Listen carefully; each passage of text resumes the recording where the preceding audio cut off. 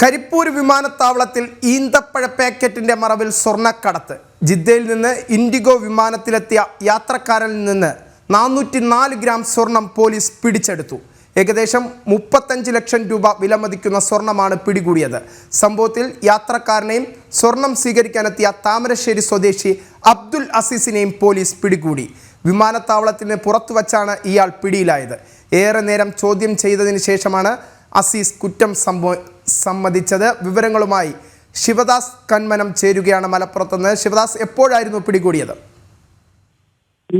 ഇന്ന് രാവിലെയാണ് കരിപ്പൂരിൽ നിന്നും സ്വർണം പിടികൂടിയത്. കരിപ്പൂർ വിമാനത്താവളം വഴി കടത്താൻ ശ്രമിച്ച 404 ഗ്രാം സ്വർണമാണ് പോലീസ് പിടിച്ചെടുത്തത്.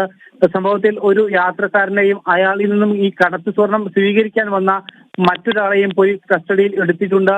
ഇന്ന് രാവിലെ 9 മണിക്ക് ജിദ്ദയിൽ നിന്നും വന്ന ഇൻഡിഗോ വിമാനത്തിൽ കരിപ്പൂർ വിമാനത്താവളത്തിൽ ഇറങ്ങിയ വ്യക്തിയിൽ നിന്നാണ് സ്വർണം പിടികൂടിയത്. താമരശ്ശേരി സ്വദേശി അബ്ദുൽ അസീസാണ് ഈ സംഭവത്തിൽ പിടിയിലായത്. എയർപോർട്ടിന് പുറത്തു വെച്ചാണ് പോലീസ് ഇയാളെ പിടികൂടിയത്. ഏറെ നേരം ചോദ്യം ചെയ്തതിനു ശേഷമാണ് അസീസ് കുറ്റം സമ്മതിച്ചത്. 24 ക്യാരറ്റ് സ്വർണം ആഭരണ രൂപത്തിലാക്കി 3 പാക്കറ്റുകളിലാക്കി ചെക്കിൻ ബാഗേജിലെ ഈന്തപ്പഴത്തിന്റെ പാക്കറ്റിനുള്ളിൽ ഒളിപ്പിച്ചായിരുന്നു ഇയാൾ വിദേശത്ത് നിന്നും എത്തിയത്. പിന്നീട് പോലീസിന് സംശയം തോന്നിയാണ് ഇയാളെ ചോദ്യം ചെയ്തതും അതിനുശേഷം ഈ സ്വർണം കണ്ടെടുത്തതും.